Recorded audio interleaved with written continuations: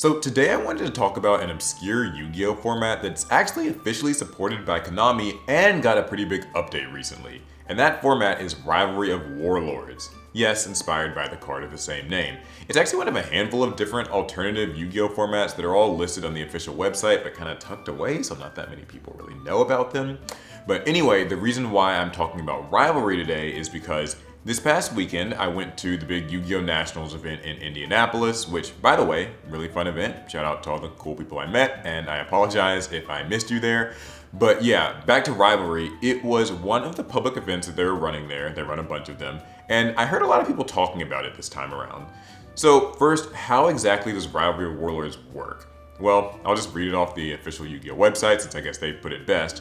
Rivalry of Warlords is an alternate format that is designed to encourage duelists to explore all of the deck themes introduced in recent Yu-Gi-Oh! TCG products. The deck themes are primarily designed to be fun and casual rather than being competitive, allowing duelists different ways to enjoy new deck types. Every duelist plays a deck from a pool of selected themes from recent booster sets. For sealed events, duelists would be provided with a pre-built deck that matches one of the Rivalry of Warlord deck themes. This can be either assigned randomly or chosen by the duelists at the discretion of the tournament organizer. And duelists are given at least 10 minutes before the start of the event to read the guide for their assigned deck and familiarize themselves with the cards. Okay, so basically that's the gist. You pay to enter the event, you're given a pre-made deck from a pool of a bunch of different archetypes, you get a bit of paperwork that explains the basic strategy, and you're off to the races. Oh yeah, I should probably mention some of the decks you might see in this new format. Well, up until now, the last major update to Rivalry was back in July 2022. The decks at the time included things like Amazement, Thunder-Armed Dragon, Libromancer, Magistus, Mutant, S-Force, Sulfur Valence, and a few others for a total of 17 different decks. I'm assuming it was probably 16 and they just added a last one later, but I don't know. Basically, decks that would have been fairly new around the time and not really played very much. Well, with this last weekend at Nationals, they finally updated the list of decks, and there are some really interesting bangers here. I saw Centurions, Max Metalmorph, Ninjas and Dragon Rulers with their new support, and even Archmage, which is crazy because that deck just came out and it's only going to be getting more cards down the line. I don't know the full list, but apparently there's a total of 32 decks in the repository, so I bet it makes for a pretty unpredictable experience. Oh, and one other crazy thing, there are actually banned cards in some of the decks. Yes, you might randomly find out your deck has a copy of Graceful Charity just chilling in there. Now, I'm told these were included sparingly and mostly for the sake of helping with consistency for some of the weaker themes, so you probably wouldn't have to really worry about an infinite loop or anything happening, hopefully. If you want to see a few of these rivalry duels in action, Konami also did have some of them on the live stream. They played out the finals of a couple of the different rivalry pods they were running. They were on the feature match stage, and I think they had the casters do one too. So yeah, I think this is really cool for two main reasons. The first is that I'm a huge fan of sealed Yu-Gi-Oh! In general and the sort of guerrilla warfare that it can create. You get a deck without much time to completely learn or optimize it, but so does everybody else in the tournament. So you're all kind of scrambling to learn and play on the fly.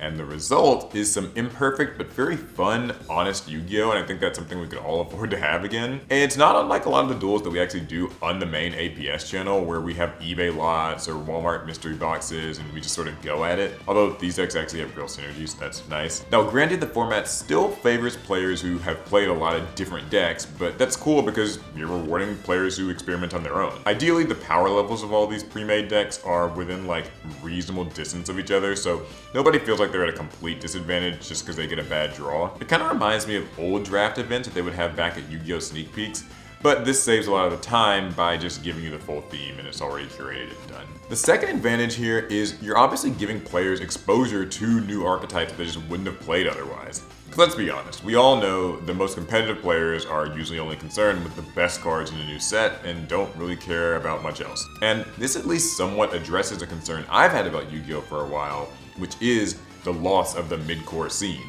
That's to say, a lot of packs and products come out and they introduce new archetypes, but only the one or two best ones get played and everything else is largely ignored because there's usually nowhere to actually play those decks without just getting outclassed. For more of my opinions on this particular situation, see my published works. But anyway, Rivalry does a good job of forcing these decks into the hands of players and giving them a place to shine, which is awesome. Literally, the finals of one of the feature matches was Centurion versus Metalmorph, and then the other one was Dragon Rulers versus Time Thieves, I think. So all decks that you just aren't really expecting to see in the top cut of a regular tournament. Now with all that said, this is still me that you're listening to, so I gotta point out a couple of extra thoughts, questions, and concerns. Plus I'm sure at least one Konami employee will probably see this video, and that means that they might take these things into account. The Rivalry of Warlords format is primarily played at big events like YCS or Nationals, and they usually have it at Comic-Con play areas too. I've actually played in one of them, but actually playing this format at your local tournament store is going to be a little bit tougher. Konami certainly says shops can do it, and they even provide the deck list and the strategy documents as PDFs on their website, which as the time of recording doesn't seem to have all the new ones, but I'm pretty sure that'll get added soon, so we'll just give them a pass there. As far as I know, that's kind of where it stops. Like, the onus is on the card shop or the tournament organizer to actually obtain all the cards and put the decks together, and that's kind of a big ask, right? Especially because we're talking about decks like Art Mage, where there's like some $20 secret rare spell that you sort of need in order to play the deck properly. I think what Konami could do, and this is probably a bit extreme for them, but basically just pre-make the decks and print them in an all-common rarity. They actually do this for the demo decks that they use at the Comic-Cons, where they're all like just pre-wrapped and easy to give out to newcomers who wander up to the Yu-Gi-Oh booth and want to learn how to play. So basically, we're talking a special release of the cards specifically sent out to OTS stores and using them in like rivalry events. And here's where it gets even better. Players who enter the event for like, let's say $10 or however much,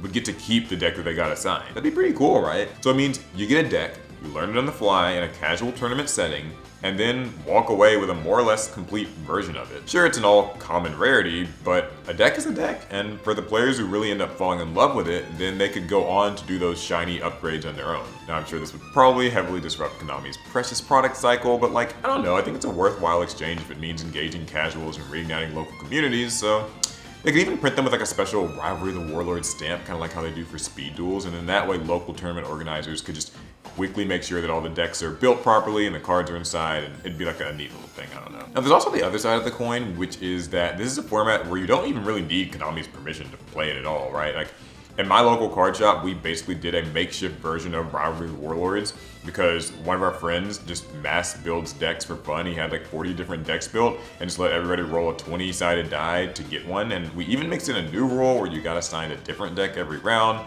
which might be a bit much for some people, but hey, it's all in good fun. It's about just getting creative.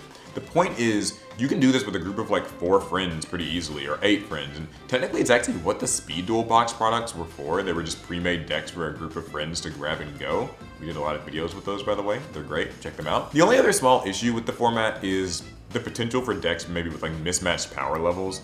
Take it from me, as somebody who's had to plan and create a lot of different theme duels and challenges, Yu-Gi-Oh! Is a game where you can just end up with some really lopsided matchups, and there's not much you can do about that. But at the end of the day, like, it's never gonna be perfect, and you can always just tweak the decks over time and balance them yourself if you want to, like if you're the tournament organizer. On that note, I actually think it's really cheeky to even let the decks have a few banned cards in them, especially if it's for the sake of like making their strategy work a little better, not like causing, some broken thing. Pretty much all I had to say about this format. I think Rivalry of Warlords is really fun, and I was just glad to see it finally getting revamped, kind of getting some more attention on it, especially at an event like Nats where there's a lot of people watching. I really truly am like just a person who believes in Yu-Gi-Oh! For the people. I want people to have lots of different ways to enjoy the game, and this feels like one with a lot of potential because it's kind of got that Konami seal of approval. I know it sounds like cheesy shill things to say, and I promise this video is not sponsored by Konami, but I just told myself I would be trying to make more positive, productive Yu-Gi-Oh! Content, so that's what I'm doing. And before anybody mentions it in the comments, yes, I'm already working on a way to try to showcase it with some duels ourselves over on the main APS channel, so get subscribed to that and this channel, and yeah, you don't want to miss it. All right, that's it for this one. Let me know what you guys think in the comments, whether or not you've played Rivalry yourself, and I'll see you all in the next one. Pass turn.